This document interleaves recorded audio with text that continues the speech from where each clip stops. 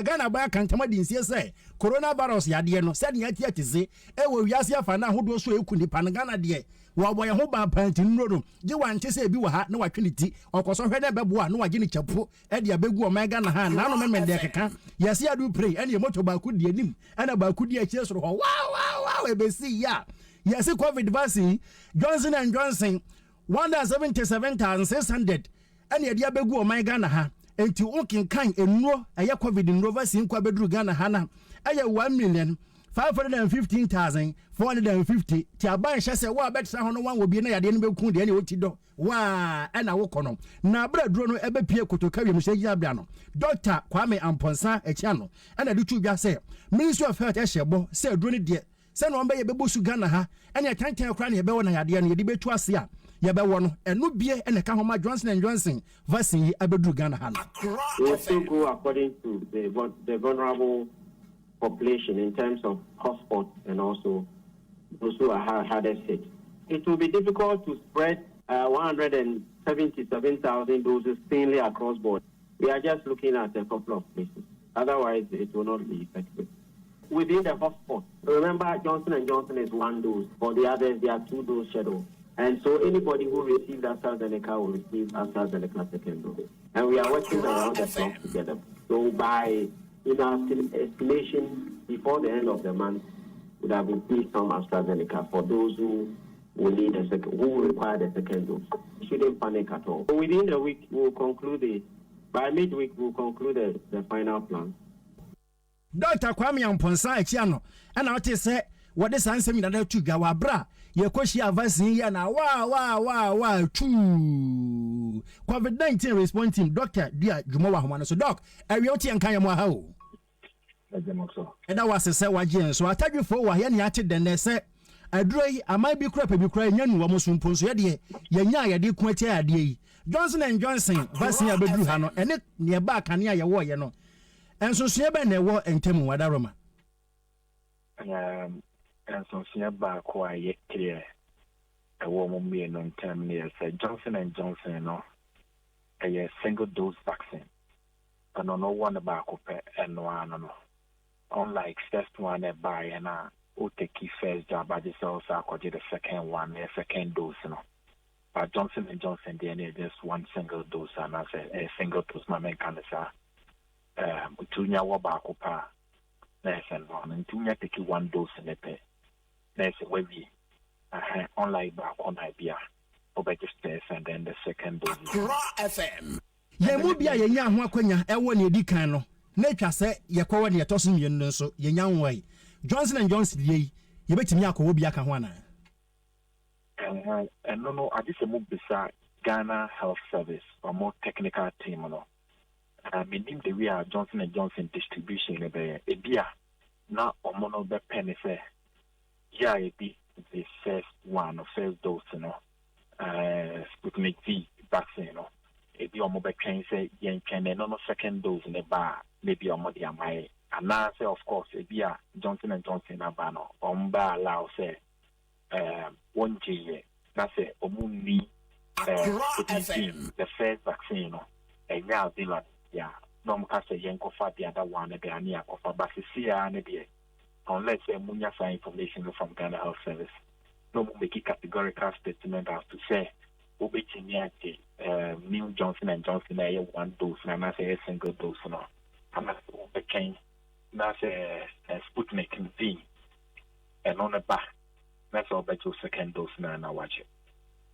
Yo, enti say no yade ni pempen so no aduru san san so ti aban asema waka wo se no ni de bebre e na mokwan so a eba anase ye to agu ho ni abo ehun asie se ne be ya wo kire bi na ma ne homene so a nya fe ne yesa ko tu adu pre bi se yade ni pempen so no aduru say yes 2 things so say o hwe Ghanaian population they say your population is around 31 million and then the pana ya vaccination you know is of course any one of vaccinating the yina sana where the herd immunity normally 70 to 80% the herd immunity but o say the we are call any adena your recovery rate in the also but it dangerous nepa your more severe cases you know they say, your death, case fatality rate, cost of, especially because of the new variants in our ban. In the power of COVID-19 or more comorbid conditions, the brain and surviving. And the still vaccine or there. But also the standard protocol WHO and the go making sure see a bit so pepe, independent of the fact that they are one vaccine, what first and second doses, and now Johnson and Johnson by we now single dose where we daddy also still they making sure see a boy at home by because okay case fatality in the was so or more especially or more comorbid condition you are ready to become mobile. Okay, because of COVID-19, and death cases may cost, and we should be very careful. Now, when we are buying aircraft, as I say, men can crab and sign at the minimum AstraZeneca, Sputnik, and Johnson and Johnson. Say, now you're winning in our friend. You better who say, we and air quantity at Diana, you didn't be the Of course, the vaccine piano.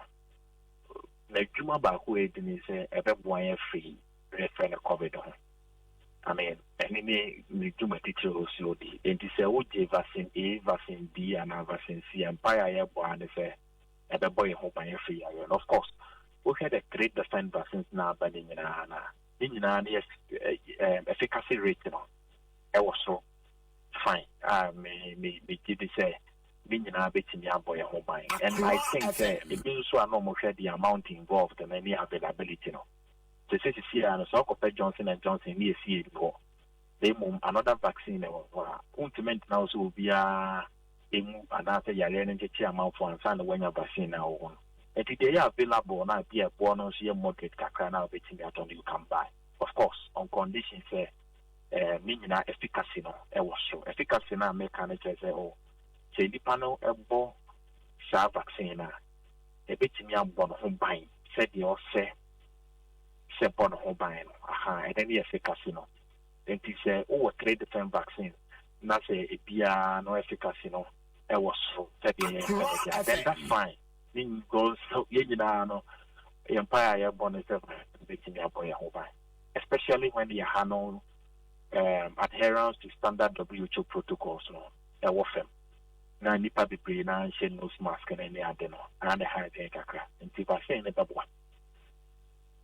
we are fancy near na was say your tons afre won so waje yen so so madam Dr. Diadwumo and out say yen na hwe nkomo no yeah to from to break as yebo no so e wo Akriwa 100.5 FM so dia mamu abomodi adam na fa wadwen chane bra e 0526135 0526135 esuna de bani aka ne kama na ye de amona kasi live ewo Facebook eso eye Akriwa 100.5 FM Akriwa 100.5 FM Sanso ana CTV Ghana's #1 television so nom ye live ewo honom ye nto ansam no so na ye mfa emaum COVID-19 ya dia wada no nkontonkro wi a wasama san komu enam so my Ghana say de ya yanche ni yati ya de tire ebro edem ye pakwa ne be fa so betima ni adupa ne de atu asem ema wonto sonko abanom wode asama bro my Ghana papa evisa sa ya de wo ya ye pa ho aduro no kama sensen bebre no ade banom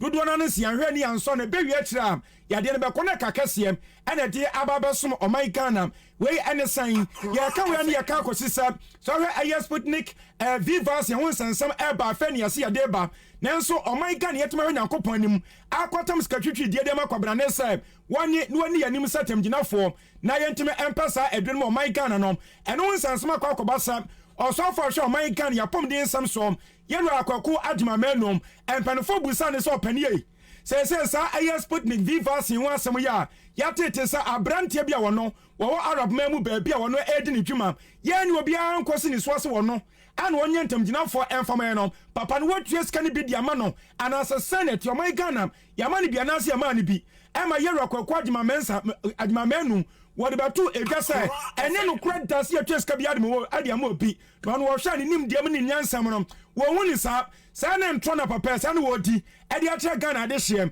e bra committee afan say ado committee ya won wo Ghana mraso de afam tena se no ye nhwemu awie yenom wo recommendation de abeto dwa che say ye rokwaku adima menum watuma we nyankopon mu de nsa hye boase as far aya pen bia se paper som asan sika enya asan ketwam e ma sa abrantia wono wo aya arab memom ya fan say Sheikh Amaktoon ye twa cabin e de amanom yenkotie de ye twa de amanam eye $2,850,000 eno an yatam e de ama abrantie na na committee ne e chese se papa ne di nto de akire Ghana for de ade din kan no wagu o man Ghana ni masem waboye ka ana akire kwan so no de e ko nyina chese papa no na so nye na twin dan say aduma no be ni ye ama man Ghana apom no sanse tuma koso enti we ba ye no ana pani ba ko mo bene e wo emremo we legal practitioner Europe okumi ye ne di nkomo e na no payim e wo Ghana ye so morning show so ebra ye ne Kwame Apia ku be speaker wo tren gomo no ne lawyer di nkomo no wo de atodwa say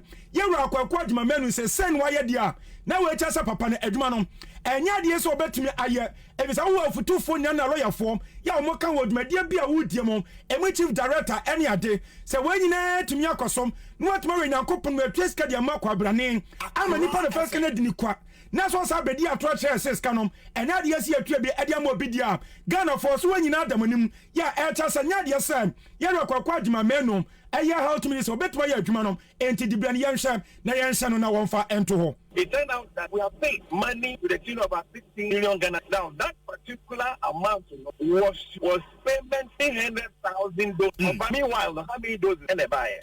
We had only 20,000, right? In the meanwhile, in the agreement, let's say, put USS Kano and the name of the so I hate the buy 20,000 doses. Now, you have a situation where the Ministry of Finance authorizes the Bank of Ghana to effect payment to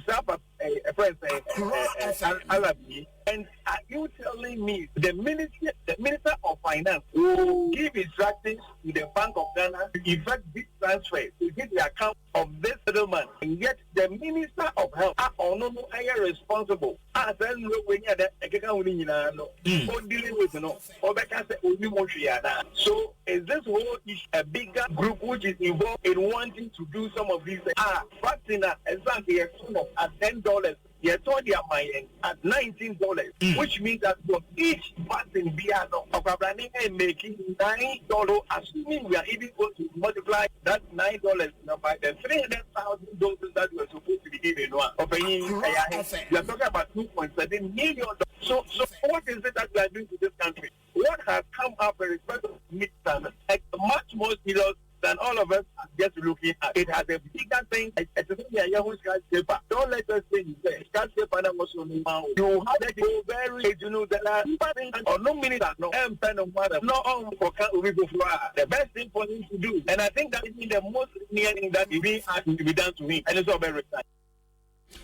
Ebusia for na sani amuti yim legal practitioner wa bene pa eba se so obi abene e wo meremu e wo nsma do a e koso baby biara lawyer pa okumi yetai ane ni din komo wa bene yie papa na no se dia akosi nya ne se ade asa finance ministry na sa so mo hwe my Ghana skasam so no sa committee edi nsu aso kwa ba se yenhwe na sa ska bota ye okwa adima menum what my todum awe nyankopon nim won so nyankopon no wa hwame akotua de ma brantie e wa bra yen hye de ne no papa bia mfamfini nchen no asa bedi atron yenhwe next kan yenkɔ ne yenkɔgye anya so my Ghana de bia beto esika ede agu na ebra pa komika we ewiye no ana pani ba akɔ Ghana mraso de fiema aye aro committee no wodi ma kɔtene papa na sa woni am wo motra se hwehwe sa ensem ni mo wonu kura nso mpo ne kasa ede ema dom kuma yo mo Ghana mraso de fiemo yewura kwabena minta akando wasa ye mraso de ni ma de somto aba e wo sa hwudwabo so ya no wa atwa mantemo wo penas mo kanya ne se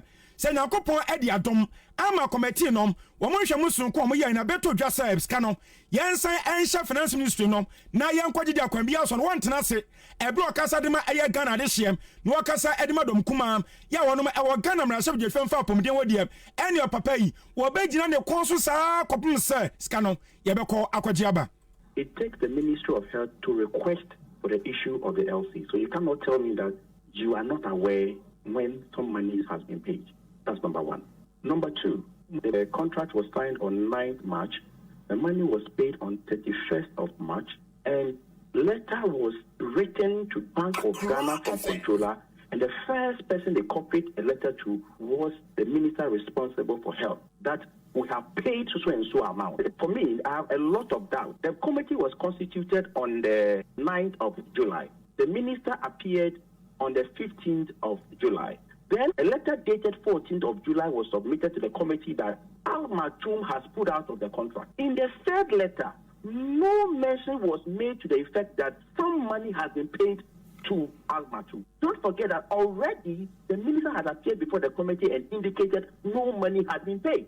So what was going on? The minister responsible for finance is supposed to protect the public purse. For me, as I sit here, the most treacherous person to our public purse is the minister responsible for finance. And I say so because a minister responsible for finance don't just get up and anybody can say, I've contracted this person, so go and pay, then you also go and pay. It is on record that this contract didn't go through cabinet, this contract didn't come to parliament, this contract didn't go through the appropriate procurement procedure. So upon what basis did the minister responsible for finance pay this money? The finance minister has so a lot of questions to answer. Because how many of such payments has he done that we are not aware of? Because the necessary procedures that must be followed before this payment should be done were not followed. So everything about the payment was bizarre. To say the least, I can assure you that I am going to follow this money till evidence of refund is shown to Parliament. It's not as if you are just going to tell us that, oh, it's been paid and that's the end. No. Ebesanfani amuti ye eye onumnyamfo kwabena minta account do emra hye bode ma de shom to abam e wo sahwidwabo so no wato amantem onu kroya nso kometi omotran se enhwemu askasem ya beto dwai wo ka wonum ehon wo sa akasa edimadom kuma ya wonum e wo Ghana mra hye bode afie mu efa apomden ehon